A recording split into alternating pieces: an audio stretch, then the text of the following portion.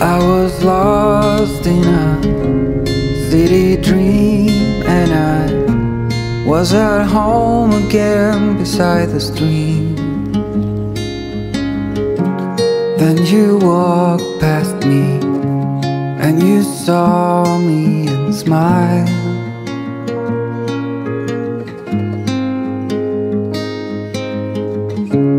I will never forget the first time when I saw you. I thought I lost my mind.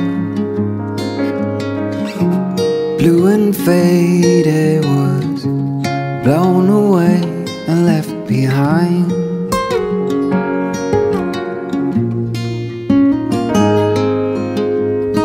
I hope you'll always be around, even if I fail. You are like a summer breeze that I must inhale. Is it possible for us to feel this way forever? Loving you has never felt more right.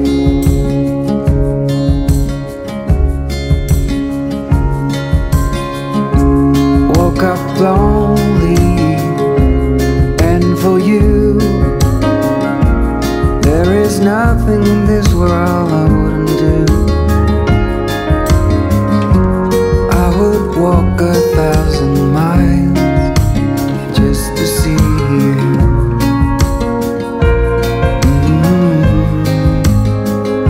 I hope you'll always be around, even if I fail. You are like a summer breeze that I must inhale. Is it possible for us to feel this way forever? I hope you'll always be around, even if I fail. You are like a summer breeze that I must inhale.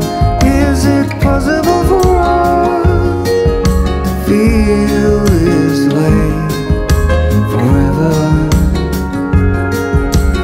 Loving you has never felt right.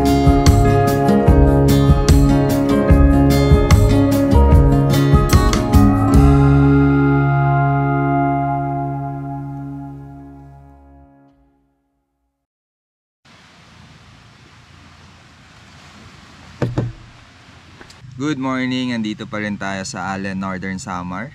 Napakagandang lugar.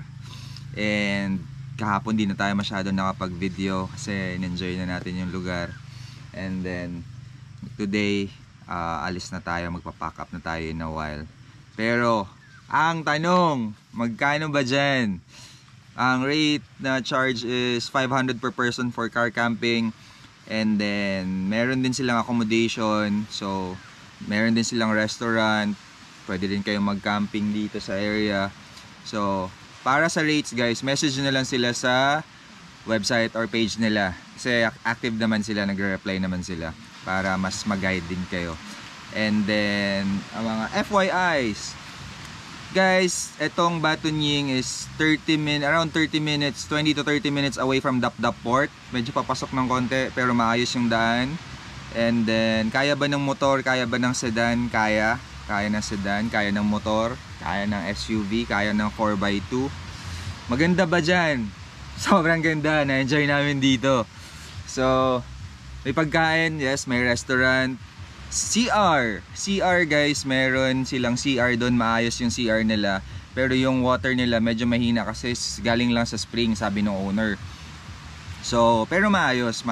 And medyo mahina lang yung tubig pero may stock naman sila lagi. So maayos, pwede kayong mag-CR doon. And then ano activities pwede mong gawin dyan? Pwede kayong mag-snorkeling, pwedeng mag-hiking, pwede kayong marami. Actually marami kayong pwedeng gawin. Dito sa harap daw sa beach, para may mga seaweeds daw dyan. So pag let's say nag-swimming ka, nag-snorkeling ka, hanggat gaano karami makuha mo, pwede mo paluto sa kanila. Yun sabi ng owner. So, kung mahilig kayo sa lato, again, pwede kayo dyan mag-swimming. And then, may parang mini natural pool din doon sa harap ng restaurant na parang, I mean, doon sa beach ha, na parang ano, parang yung Sugba Lagoon, ano ba tawag doon? Basta natural pool. Meron din natural pool doon na pag low tide lumalabas. So pwede kayong ano, pwede kayong magbabad doon, ganyan. Maliit lang naman. Pero maganda. And then, ano pa ba? Actually guys, meron pang isang beach dito malapit, yung Kabakungan ba? Or tinatawag lang Kaba Beach. So, etong Allen, medyo maganda yung mga beach nila. So dito sa side meron din. So may mga options kayo if ever pumunta kayo dito. So maganda yung spot, yung Allen. And yun nga, 30 minutes away lang sa port. So if you're from Luzon, biyahe kayo to Matnog, tawid kayo 1 hour ferry, dito na kayo agad. So if ever bumabiyahe kayo or mapadaan kayo dito, puntahan nyo to. Maganda, highly recommended, maayos. And what's next? Babiyahe na tayo mamaya, magpa-pack up na tayo. And pakita ko lang konti yung ibang spot dito. Ito yung restaurant nila guys. Pwede kayo umorder dito. Yan.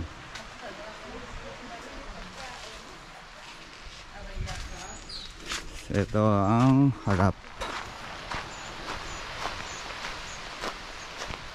Meron din mga umbrellas and chairs.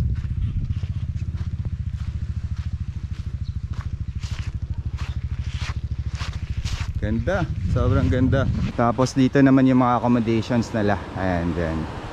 Ganda. Ayan, accommodations. Sa yun, may grotto dun guys. Oh. Pwede kayo makyat. May stairs yan. Itong rock na to, may stairs din yan sa gilid. Pwede kayo makyat para overlooking.